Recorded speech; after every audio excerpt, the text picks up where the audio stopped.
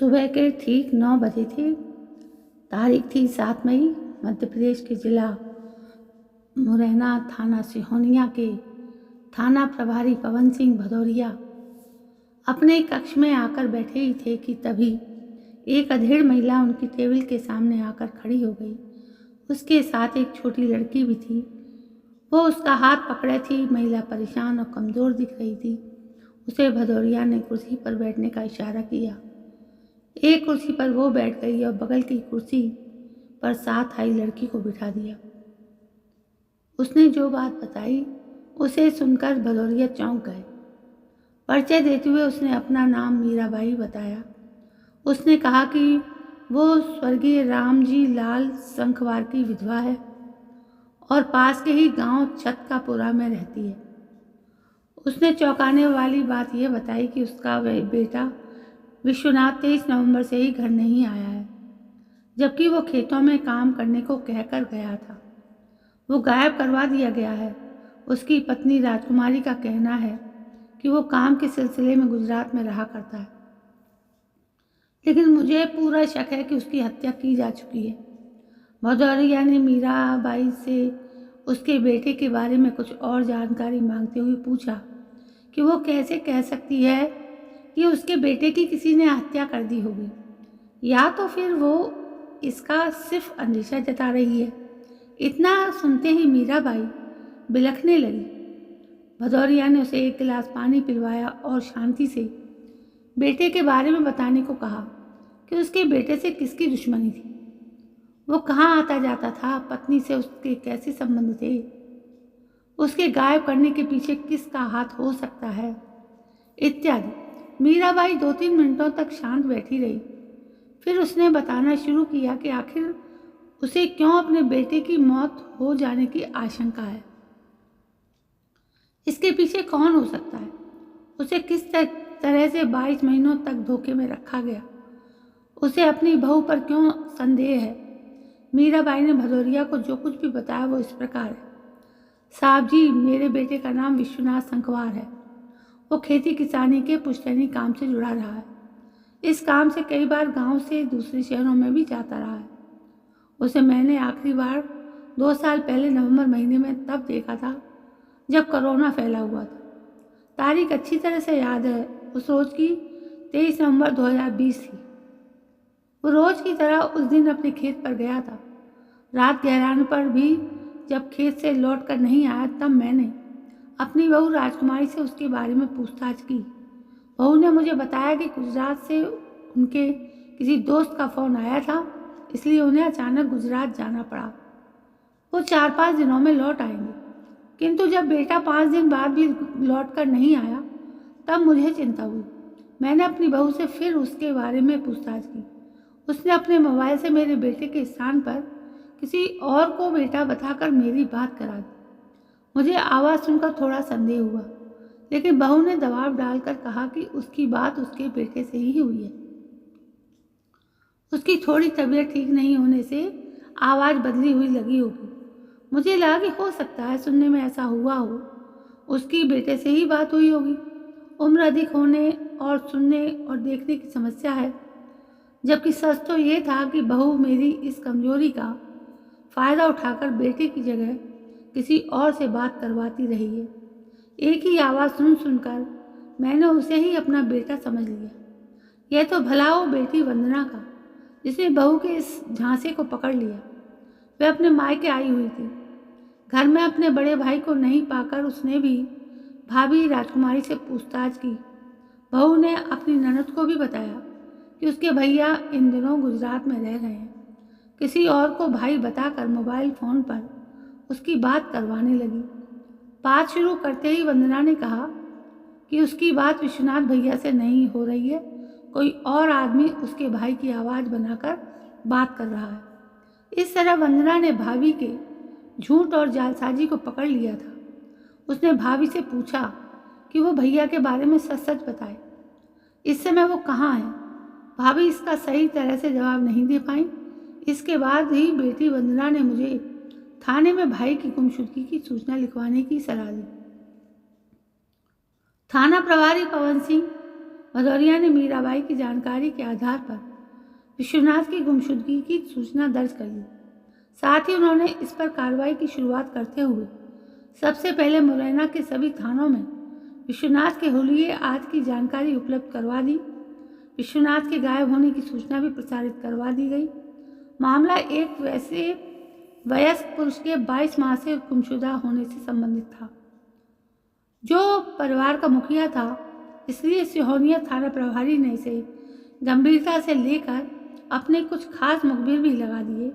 मुखबिरों को सौंपे गए कार्यों में एक कार्य विश्वनाथ की पत्नी के चाल चलन के बारे में जानकारी जुटाने का भी था। जल्द ही उनसे राजकुमारी के अरविंद संखवार नाम के व्यक्ति के साथ अवैध संबंध होने के एक राज का पता चल गया। मुखबिर ने बताया कि वो विश्वनाथ की गैर मौजूदगी में राजकुमारी से मिलने घर पर आता रहता था। विश्वनाथ के बच्चे उसे चाचा कहकर बुलाते थे। इन दिनों भी उसका आना जाना लगा हुआ है। भदौरिया के लिए यह बेहद महत्वपूर्ण जानकारी थी। उनकी जांच की सुई राजकुमारी और अरविंद की ओर घूम गई। इसमें उन्होंने अवैध संबंध होने के तार जोड़ लिए। अब उन्हें किसी तरह राजकुमारी और अरविंद के बीच अवैध संबंध के ठोस सबूत की जरूरत थी, ताकि उनकी गतिविधियों में विश्वनाथ के शामिल होने का पता चल सके। इसकी तहकीकात में तेजी लाने के लिए उन्होंने अपने मातहतों को साइबर सेल की मदद लेने का निर्देश दिया। विश्वनाथ राजकुमारी अरविंद के मोबाइल फ़ोन की कॉल डिटेल्स निकलवा कर जब उसका अध्ययन किया गया, तब पता चला कि बीते 22 महीनों में राजकुमारी और अरविंद संखवार के बीच सैकड़ों बार बातचीत हुई है। कई बार तो उनके बीच घंटों तक बातचीत हुई थी। इसी के साथ महत्वपूर्ण जानकारी 23 नवंबर की शाम की थी। उसी दिन अचानक गायब हुए विश्वनाथ, राजकुमारी और अरविंद के मोबाइल फ़ोन नंबरों की लोकेशन सिकरौदा नहर के किनारे की पाई गई। यहाँ तक कि गुमशुदा विश्वनाथ और उसकी पत्नी राजकुमारी एवं अरविंद संखवार का नंबर जिस मोबाइल फ़ोन में चलाया जा रहा था, उसका IMEI नंबर एक ही था। यह जानकारी थाना प्रभारी को एक महत्वपूर्ण कड़ी लगी। उन्होंने तुरंत सादे कपड़ों में महिला कांस्टेबल और को राजकुमारी घर उस वक्त भेजा जिस वक्त वो घर पर नहीं थी। कांस्टेबल ने राजकुमारी के बेटे और बेटी से पूछताछ की। उनसे चौंकाने वाली जानकारी हाथ लगी। राजकुमारी की बेटे ने तो यहाँ तक बताया कि 23 नवंबर की शाम को उनके घर अरविंद चाचा आए थे। मम्मी ने पापा को बाजरे का लड्डू खिलाया था। उसके बाद वो सामान खरीदने की बात कहकर उन्हें अरविंद चाचा की बाइक पर बैठा कर ले गई थी। उस दिन के बाद से पापा वापस घर नहीं लौटे। इस जानकारी से विश्वनाथ के बारे में पुलिस को एक ठोस सबूत मिल गया था। उसके बाद ही थाना प्रभारी ने 10 अगस्त को राजकुमारी और अरविंद को थाने बुलाया। उनसे अलग अलग घंटों तक पूछताछ की।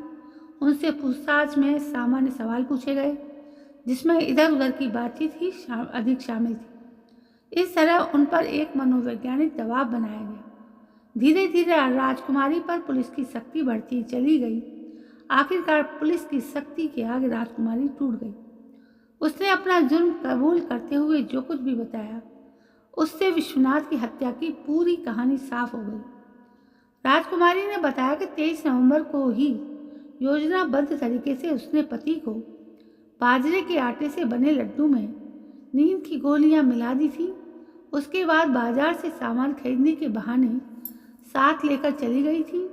नींद की गोलियों के असर से पति को गहरी नींद आ जाने पर राजकुमारी ने अपने प्रेमी अरविंद से मिलकर उसके कपड़े उतार दिए थे।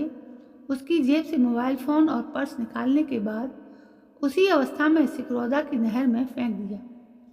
तब उन्होंने सोच लिया कि उसे ठिकाने लगा दिया गया है और उनके रास्ते का कांटा निकल गया है। अगले दिन यानी 24 नवंबर को थाना सराय छोला पुलिस द्वारा नहर में बहकर आया ज्ञात व्यक्ति के शव के बरामद किए जाने की जानकारी राजकुमारी को मिली। इसकी पुष्टि के लिए उसने अरविंद को खासतौर से थाने भेजा। अरविंद ने बताया कि उस शव की शिनाख्त किसी ने नहीं की। उसे अज्ञात समझकर पुलिस ने अंतिम संस्कार करा दिया। विश्वनाथ को रास्ते से हटाने के बारे में राजकुमारी ने उसके अरविंद के साथ प्रेम संबंध का होना बताया, जिसके बारे में उसे जानकारी हो गई थी। राजकुमारी ने बताया कि उसे लेकर विश्वनाथ के साथ झगड़े होते रहते थे। उनके दाम्पत्य जीवन में कड़वाहट आ गई थी। राजकुमारी ने बताया कि उसका पति विश्वनाथ खेती किसानी के काम के चलते घर काफ़ी देर से लौटता था। फिर हाथ पैर धोकर खाना खाने के बाद गांव की चौपाल पर ताश खेलने निकल जाता था। ताश खेलने के बाद वो आधी रात को ही घर लौटता था। घर आते ही गहरी नींद में सो जाता था। ऐसी स्थिति में वो देह सुख से वंचित रहती थी। अरविंद विश्वनाथ के ट्रैक्टर का ड्राइवर था। वो 3 साल पहले ही राजकुमारी के संपर्क में आया था। विश्वनाथ के घर पर नहीं होने पर भी वो बेधड़क घर आता जाता रहता था। बच्चों से भी काफ़ी घुल मिल गया था। राजकुमारी को पहले तो मालकिन कहता था, लेकिन उसके कहने पर भी उसे भाभी कहने लगा था। कभी कभार राजकुमारी से मजाक भी कर लिया करता था। उसकी गदराई देह को वो तिरछी नज़रों से देखता रहता था। राजकुमारी को भी अरविंद की चिकनी चुपड़ी बातें सुनने में मज़ा आता था और उसके मजाक का जवाब मजाक में देने लगी थी। बहुत जल्दी वो उसके प्रभाव में आ गई थी। राजकुमारी ने बताया कि अरविंद ने उसे इतना प्रभावित कर दिया था कि जब तक दिन भर में एक बार उसका दीदार नहीं कर लेती थी, उसे चैन नहीं मिलता था। बस फिर क्या था, अरविंद भी उसे चाहत भरी नज़रों से ताकने लगा था। एक दिन उसने मौका पाकर राजकुमारी को अपनी बाहों में जकड़ लिया था। वो पुरुष सुख से वंचित थी, इसलिए उसे अरविंद का रोमांस अच्छा लगा और फिर खुद को नहीं रोक पाई। राजकुमारी के अनुसार अरविंद से उस रोज जो संतुष्टि मिली थी वो पति के साथ कई सालों में नहीं मिली थी। वो गबरू जवान बलिष्ठ मर्द था। फिर तो दोनों ओर से जब भी चाहत जागती वे सेक्स करने का मौका निकाल लेते। वो अक्सर उस वक्त घर पर ट्रैक्टर लेने और पहुंचाने आता था जब विश्वनाथ घर पर नहीं होता था। बूढ़ी सास को काफ़ी कम सुनाई देता था। उसकी आंखों की रोशनी भी धुंधली थी। राजकुमारी ने बताया कि एक दिन रात को अरविंद घर पर आया हुआ था। उस दौरान पति दोनों बच्चों को लेकर शादी में जयपुर गया हुआ था। घर में उसके अलावा सिर्फ सास ही थी। घर में सन्नाटा पाकर अरविंद वहीं रुक गया।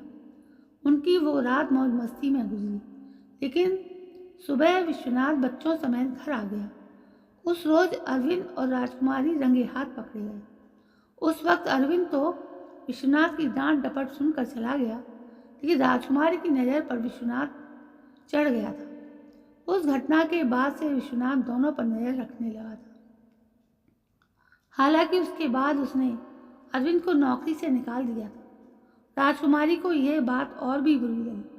उसने अरविंद को अपनी एक योजना बताई। अरविंद साथ देने के लिए तैयार हो गया। अरविंद की वासना में अंधी राजकुमारी ने अपने सुहाग को ही दांव पर लगा दिया। इस तरह से विश्वनाथ की हत्या के बाद वो अपने बच्चों को गांव में बूढ़ी सास के सहारे छोड़कर मुरैना में कमरा लेकर रहने लगी थी। हालांकि वो बीच बीच में बच्चों और सास से मिलने गांव आ जाती थी। सास को झांसा दिए रहती थी कि उसने विश्वनाथ के गुजरात जाने के बाद घर की पूरी जिम्मेदारी अपने सिर पर उठा ली है। विश्वनाथ की गुमशुदगी के मामले में थाना सिहोनिया पुलिस ने राजकुमारी और उसके प्रेमी अरविंद को हत्या के आरोप में गिरफ्तार कर अदालत में पेश कर दिया, जहां दोनों ने अपना अपराध स्वीकार कर लिया। इसके बाद विश्वनाथ की पत्नी और उसके प्रेमी को जेल भेज दिया गया। राजकुमारी ने जो सोचा था वो पूरा नहीं हुआ। वो अपने पति की हत्या की अपराधी भी बन गई और उसके साथ उसका प्रेमी फंस गया, जो सोचकर अपने पति की हत्या की वो अब शायद ही पूरा हो। तो दोस्तों, ये था एक षड्यंत्र, और ऐसे षड्यंत्र जाने क्यों कभी ना कभी हमारे आसपास कहीं ना कहीं घट ही जाते हैं। न जाने क्यों आदमी की सोच में इतना फ़र्क आ गया है कि हमें अपने जीवन को सुचारू रूप से ईमानदारी से कैसे चलाना है। अपनी थोड़ी सी वासना की ओट में किसी का भी घर बर्बाद कर देना, खुद को बर्बाद कर लेना, ये कहाँ की समझदारी है। तो दोस्तों, कैसी लगी आपको ये कहानी? यदि कहानी पसंद आई हो तो प्लीज़ मेरे इस चैनल को सब्सक्राइब करना ना भूलें। कल मैं फिर हाजिर होती हूँ एक नई कहानी को लेकर। तब तक के लिए जय हिंद, वंदे मातरम।